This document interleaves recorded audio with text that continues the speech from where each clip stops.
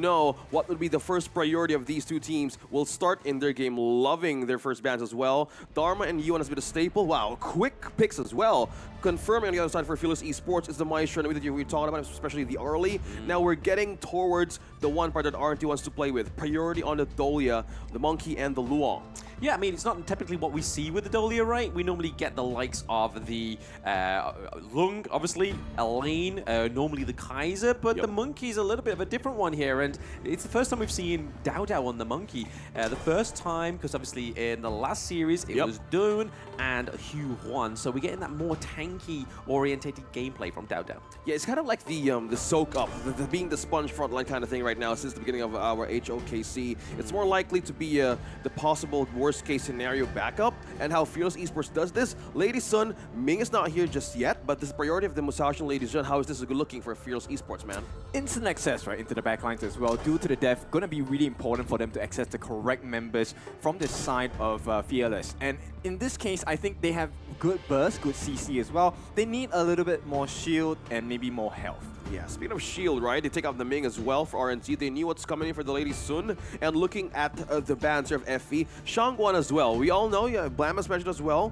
that either you get the Dolia or Shangguan right away with the first priority here. But looking at the respect part of Fearless Esports, they don't want that combination probably. They don't want to encounter, especially in the early game, with this Lady Sun pickup. Yeah, I mean, these bans are really good, right? The Ming, so it doesn't pair with the Lady Sun. Also, the Diadea as well. We've been seeing some fierce Diadea gameplay over the past 2 days. And then also Dharma in the Clash lane. I think that has been a prominent pick over the 3 days. And I can imagine that if it doesn't get banned, we're going to see a lot more. But what we haven't been seeing is this Motsu. Yeah, the Motsu, mentioning it by the way, like Fearless Esports wants to start really aggressive, and how we saw them on day number 1. It's all about the momentum they want to get, and once they have the Motsu being played on one of the games that we've seen throughout the matches here, it's the more of the range that you can poke out of the Luong.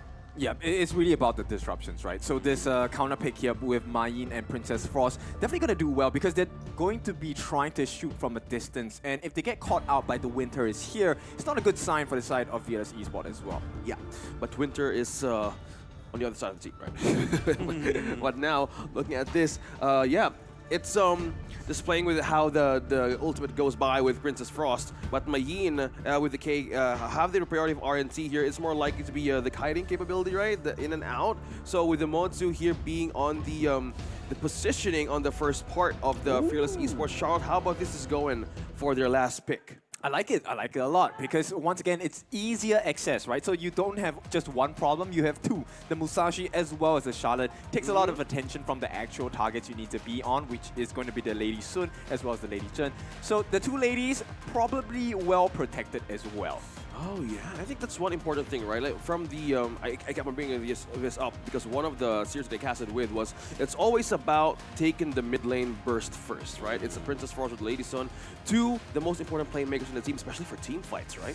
Yeah, absolutely. I mean, we're going to be seeing a lot of zone in from the Princess Frost, especially with the Winter is coming. It's going to be able to just kind of make sure that you are able to orientate the team fights, or even just kind of like split them apart on the side of Revenant. But right now, it's going to be really interesting to see what happens with the Lady Jen as well, because obviously the Destructive Disilluge is just as good for zoning and nuke.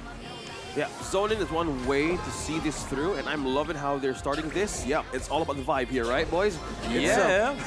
Loving it, because at the start of these two teams is mostly about the mid laner. We're seeing two of the farm lane heroes prioritizing on the mid lane. Probably the most capable way of doing this is force out or deplete out the first possible waves against RNT. Yeah, I mean, we've already seen that Lady Sun and Motsu are trying to take some of those mid-lane side minions from the side of Revenant right now. They take down the raptor kind of creature-looking things, right? They take that down, trying to get a little bit more gold for KK, which is the most important thing on a pick like the Lady Sun. It's a late-game hero. She needs that itemization to do what she does best, which is deal damage. Yeah, speaking of which, I think one thing that we expect from the Motsu plays, even from we expect from the most international method of rotation, like Motsu is one of the ones who sets up the pace, sets up the camp, and even for vision as well. I think they're countering it just now. Look at that. The pokes receiving it, by the way, is one of the things that the Monkey can do early game for RNT. I think maintaining the balance is much more the priority this time around. Yeah, basically that is all it is about, is trying to get that balance. Motsu getting the cannon blast here. I don't think anything's going to come of it just yet. But right now, you can see that Fearless Esports are not making the same mistake as BSE, right? They want them to... Okay. A little bit of a first blood we missed there. Yeah, exactly. Singling actually getting the first blood one-on-one. This is one of the specialties of the Clash lane, right? You definitely want to win that one-on-one. And with that, the surprise and the reward is here. That Space Sprite on the top lane going to open up the portal for the side of Fearless Esports. Yeah, and looking back on how they want to rotate here is mostly the farm lane, the priority here that we're seeing from Fearless Esports is to ramp it up. And look at the positioning, how Fable is just being on the other side of the cap. This is the control that FE is going to do here. Like, how do you want to trigger the Princess Frost to go out of the distance and maintain that zone out potential? It's all about this capability of the mid laners that has been chosen in this series. Yeah, a lot of trading blows there for onto KK, so he was very much in trouble, having to force himself back into the T1 there. It's showing that Revenant are going to be aggressive, right? They're not going to kind of just wait to see what kind of reaction they have to react to. But right now, we are seeing a lot of trading blows. Oh no, Raven. Yep, he's falling a bit low. They're looking for the opening. It's going to be a secondary kill. Not yet. WJ walks away with a sliver of health, just missing by a hair on that cannon blast as well. Ooh, I think that's one way to see, like, how do you even counter early game Motsu, right? You have the range, you have the cannon blast, and having that kind of advantage in vision, it only shows that the RNG right now is respecting this damage early on and not to commit to any possible ways. It's very annoying, man, having a Motsu on the other side of the team.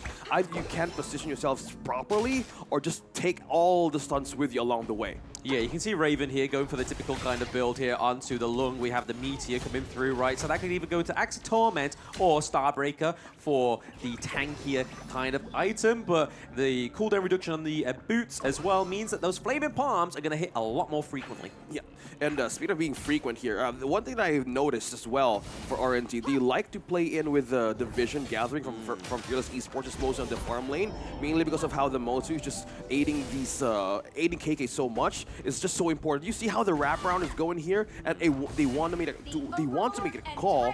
Either they take a hero or they take an objective. Yeah, cross-map plays as well for both teams on the bot lane. In the farm, it is going to be one attempt here. 4 different members. They do get the kill onto the support. Woodwind falls first, but it's not going to be the same story for the side of KK. He survives, and this is balanced once again. Maybe slightly in favor of Fearless Esports. Yeah, I mean, the goal difference, right, that kind of dictates a little bit of a different tale. It's nothing that's too out of the ordinary, nothing that Fearless Esports got to come back from, but KK here may be in trouble. Yeah, Raven going in. He's looking for that last blow. Will not get it. It is punishment from the side of Fearless. On the backlines, though, YH looking for a little bit more. They may have gotten themselves in a horrible position. Fable, he gets taken out as well. A good start for the side of Revenant. Can they do more? It is now 2-2 in terms of kills, but objective-wise, Fearless, they have the lead. Yeah, loving the trading by these two, 2-2. And how they managed to steal 1 kill away from RNZ only shows how they are more prepared to answer this now. I mean, Revenant yesterday was having the way of like, you wanted to something now, there's some hesitations coming in, but how they wanted to do this adaptation, even the recovery, look at that. Oh, Singling jumps in as well, Tenmo's falling low, but he gets the kill instead. Somehow they walk away, and Fearless, they are being conquered right now by Revenant Esports.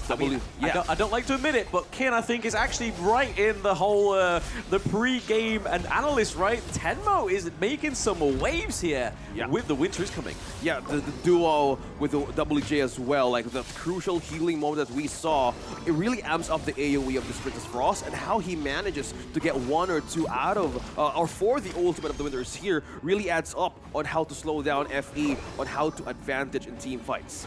Yeah, I mean, right now we can kind of see the Revenant trying to take that T2 to try and reflect the damage that's going on into the Clash lane. But Woodwind here with the Cannon Blast just trying to stop them in the 10. But they do get the T2, right? So, Sarah. Hey. Yep, he's falling low. He's going to be pushed back.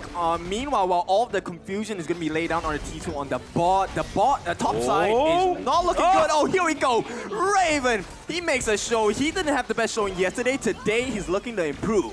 Yeah, we were seeing some glimpses there of Fearless Esports. Hold that. Yep, YH wants to chase in. It's not a good idea at this point, right? The health bars are really low. Fearless Esports, they will open them up if they make a mistake. Yeah, I think like you said there, it's not a good point to go into the enemy's lines there, because you had Dao Dao from behind. You also had Shinlin that could have just literally rotated behind him, and it would have been a bloodbath. Yeah, KK and Dao Dao was one way of seeing a push and pressure up top, mainly because of how they got the Tyrant as well, the Overlord too. And this is one of the ways ways they want to capitalize on the push and pressure as well for RNT. As we continuously see on how their progress is going to go, I think it's mostly on how they want to counter the vision of Fearless Esports right now because it's just too high. Yep, how Wood is being really stubborn. Would win Dao as well on the backlines. He's chasing in. He's on 4. Here comes Think inside the box. Not going to be enough at this time. Dao goes on a 1-on-2. He's not looking too good. Blood Rage going to be absorbed as well. Takes the kill. And Fearless Esports, they break Revenant Esports apart. That was just complete turning tide moments right there by Dao and a flash crowd control as well by Xinglin. What an amazing Assassination! Oh! Sarah, he gets that sneaky kill there, but he's all alone against 4 different members on the side of Fearless. He's not going to be able to make too much difference at this point. It is going to be pressure applied on the top lane. Yeah, Fearless Esports is just so calculated right now in terms of how they want to initiate and how they want to play with the map against RNT. Once you know there's an opening, yeah, all of you got taken away. Let's look back on how the replay go. Yeah, I mean, look at it. We see the Dream Roll coming very early for YH. Then the Think Inside the Box come through that really stops the monkey there. But then Dao gets to have his own way into the backline there. He's able to take down Raven, but then falls to his own demise. But the greatest thing about that whole thing is that so much went over to the side of Fearless Esports. They aren't that too far ahead with the gold still. It's only about a 3k gold difference. But right now, it's all about trying to get that mid lane, right? Because Fearless Esports have already taken the side of Revenant, which means that that jungle is opening up to them. Yeah, and one thing also, the way that Dao sustained that team fight, he acted like kind of like a bait and pull. And when Woodward was trying to hold off everybody out of RNT, YH was having trouble on how to penetrate down the Musashi as well. Yeah, Tyrant goes over to the side of Fearless. I mean, that was very quick, very precise as well. Cannon Blasters land onto YH, but it's all about just deterring them from trying to get a little bit more of an aggression into the mid lane. I just want to say I'm really surprised. Revenant Esports really holding their own against Fearless Esports. This was not what I expected today. Okay, I feel you, man. Like, with all the toolkits that they have right now, you have more ways to answer this. But right now, something's about to happen. Yeah, on the back lines as well. WJ, he's trying his best. He will not allow that protection. Dao on the back lines. And right as we commend them, Raven is the last one against all 5 members on the side of Fearless Esports as well. Bro, we were just talking about how the composure was supposed to be maintained by Revenant. Now they're all over the place. They don't know which to target and what FE does. Play with the map, and when everyone doesn't know what they're going to do, that's how they strike right away. Yeah, this is the beauty of Honor of Kings, right? Everything that happens on this gorge can happen in an instant, and you may think you have the lead or be having a confident way into this game. All of a sudden, your teammates come around, have a much better team fight than you for the 2nd time in a row, and then that's it. Your confidence is gone. And completely looking out how Fearless Esports manages to play with the map perfectly and with precise attack as well. Now we see the RNT lineup goes to show like how will this work as the game goes by. Like, who's going to be up front? Will it be WJ? You know how the reset or Gasodolia, but this pushes YH to be more in the front line, as well as Sarah to get a target pick out of FB in case something goes wrong, to go in their favor. Yeah, this is the problem though. With YH just being the sole front line, we saw there, KK was able to do a lot of damage, a Cannon Blast can hit, and then obviously someone else on the side of Fearless Esports can just go in. But right now, Charlotte with the advance. Yeah, Sarah is falling a bit low. He will not fall at this point, but it is going to be position advantage for Fearless. Singling, he's going to jump in against 4. The teammates come up as well. Think inside the box onto 2. The stun comes in. Woodwind makes it work for the side of Fearless Esports. It might not be enough to come back. Sarah gets a slap as well. Right now, right under the tower. Can Singling survive? He will not. It's going to be 2-on-2 on the back lines. Just YH left as Fearless Esports. They open up the base. They open up the kills. And pair out, you are no longer alive. It's going to be Fearless Esports. They break open the members. They break open the base. With 2 minions left, they now slowly can end this first game that they're going to have against Revenant, and they take this one for themselves. Yep, a little close for comfort here for Fearless Esports. There were moments of shakiness, but they did close it out. Wow. It was a worthy sacrifice. They lost against like 3 members, and having an ace out of that team really gave so much way with just even having 2 minions to break the base of Revenant right away. Yeah, I mean, this kind of just plays back onto the point that I was making yesterday about Revenant Esports, is that they have a fantastic early game. They can, if they have an even greater one than that, because of the Fearless Esports and BSE kind of trying to capitalize onto it. But if it goes into the mid game,